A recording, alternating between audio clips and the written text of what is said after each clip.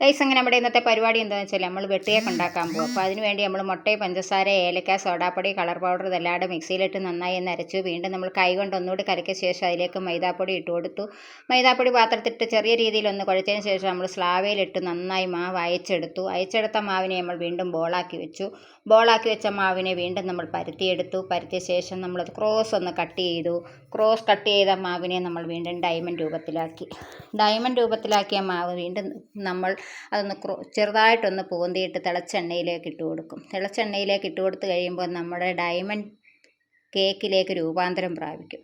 അങ്ങനെ നമ്മുടെ കേക്ക് റെഡിയാവും. അപ്പോൾ നിങ്ങളൊക്കെ ചുമ്മാതൊക്കെ ഇരിക്കുന്ന സമയത്ത് ഇതുപോലൊക്കെ കൊച്ചു കൊച്ചു പരിപാടികളൊക്കെ ചെയ്ത് നോക്കണം. അപ്പോൾ എന്ന് വെച്ചാൽ ഈ കേക്ക് ചീത്തയാവത്തില്ല. നമ്മളിതിനകത്ത് വെള്ളം ഒഴിക്കത്തില്ല. ആദ്യത്തെ മുട്ടയും പഞ്ചസാരയും എല്ലാം കൂടെ അടിച്ച് അതിലേക്ക് മാത്രം പൊടിയിട്ടാണ് നമ്മൾ കുഴയ്ക്കുന്നത്. അപ്പം നമ്മളുകൊണ്ട് നമ്മുടെ കേക്ക് ചീത്തയാവത്തുമില്ല. അപ്പോൾ ഇത് 2 കിലോ മൈദയുടെ കേക്കാണ്. അതിനെന്ന് വെച്ചാൽ 8 താറാമുട്ടയും 800 ഗ്രാം പഞ്ചസാര, ഏലക്ക, ആവശ്യത്തിന് സോഡാപ്പൊടി ഇതെല്ലാം കൂടി ഇട്ട് ചെയ്തതാണ്. അപ്പോൾ നമ്മുടെ വീഡിയോ ഇത്രയൊക്കെ ഉള്ളൂ. Okay, bye, Tata.